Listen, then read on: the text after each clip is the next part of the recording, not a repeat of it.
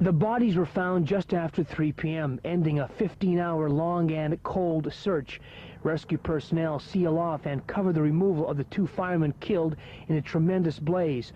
That fire began at around 12:30 a.m. Flames quickly engulfed 3 businesses: LaBar's stationery store, Vision Associates, and a pizza shop.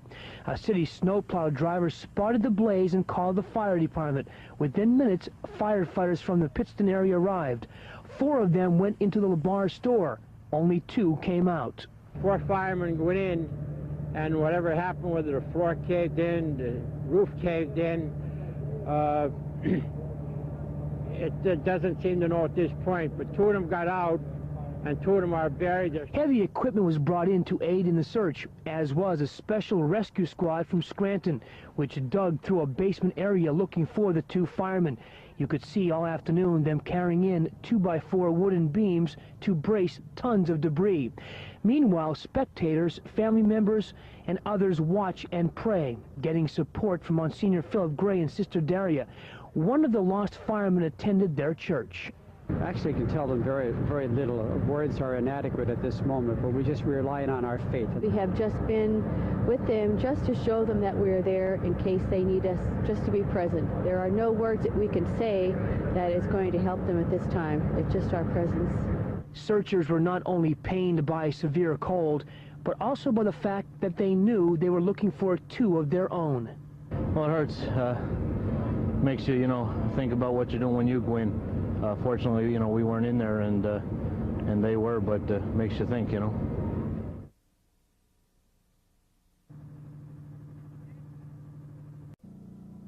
Fire inspectors surveyed the destruction left by a tremendous blaze that killed John Lombardo and Leonard Insulaco. The 2 died when a floor collapsed, and that's what investigators fear could happen again if they tried to go in too soon. We're concerned about the safety factor in that back wall collapsing, and we're going to have to determine how we'll be able to enter that section in safety. The loss of the 2 young men, now called heroes, is being felt hard here. The Eagle Hose Company is where 25-year-old John Lombardo served, and where calls of sympathy are coming in from all around the country. He had this community number 1 in his mind. He volunteered for every situation. My heart is broken over this. Ironically, Lombardo's picture was in the Sunday Dispatch newspaper, receiving the Mayor's Award for helping revitalize the downtown. He had just opened up a new restaurant. Across the river, the flag flies at half-staff, and black bunting adorns the West Pittston Fire Department, a place Leonard Insulaco called home. He gave everything he had whenever you asked him to. I mean, he was here from early in the morning, he was here till late at night, and he was always doing something. I mean, he's working on trucks. He's just got finished painting running boards on our aerial ladder. And all day today, strangers came back to the site of the fire to look and grieve. I was shocked, and I knew the boys, so naturally it's a double tragedy, losing those 2 fine young men.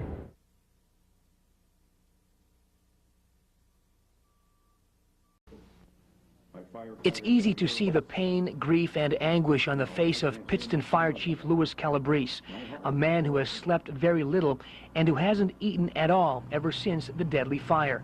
The inferno killed 25-year-old John Lombardo and 20-year-old Leonard Insulaco, 2 men under his command. His pain is nearly unbearable, but it cuts deeper when people second-guess his decision to send the men in. On that night, all we had showing was smoke. No flames. We had no way of knowing where the fire originated or where it was at. Procedure is to advance into the building and locate that fire. If there were flames showing at the outset, the firefighters, as proper procedure, would not have gone inside. Chief Calabrese also knew that one of the business owners had been known to work late into the night. It's very easy to stand back on the sidewalk and wait till it came to you.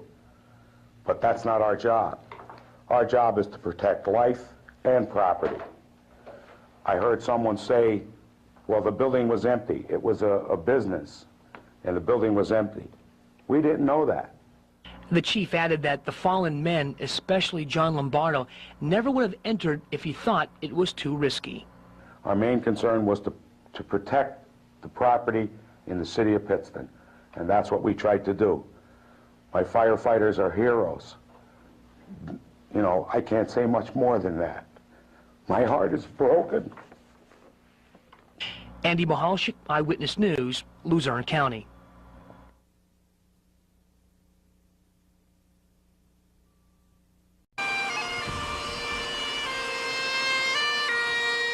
Most say it's hard to believe 15 years have gone by. I think the firemen are doing a wonderful tribute to John and Lenny. And again, a grateful community shows its support for the families of Captain John Lombardo and Leonard Insulaco. And it's obviously it's a hard day. Dad Leonard Insulaco says a lot of memories were stirred up when leaders presented the idea of renaming the Water Street Bridge after his son. Obviously, we appreciated the effort that went into getting the bridge renamed by both Mayor Goldsworthy and Mayor Keating. A bagpiper and several dozen emergency service workers marched from St. John the Evangelist Church, stopped at a monument honoring the two firefighters, and then finally moved out to the middle of the Water Street Bridge, where the crossing officially shed its long-held name. We're honoring all paid and career volunteer firefighters who do the same job and risk their lives every day in what they do. It's recognition that's long overdue. And even though this happened 15 years ago, most say they just wanted to be part of this ceremony. They call it historical. It's a significant piece of our community, and it's a significant structure that is a memorial to two wonderful and brave people. Earlier Saturday, a mass was celebrated for the two fallen firefighters, their helmets and axes presented in memory. Insulaco and Lombardo were killed March 15, 1993, when the floor collapsed inside a Main Street business. It's believed the bridge's renaming sears their sacrifice into the minds of all who use it. In Pittston, I'm Joe Holden, WBRE News.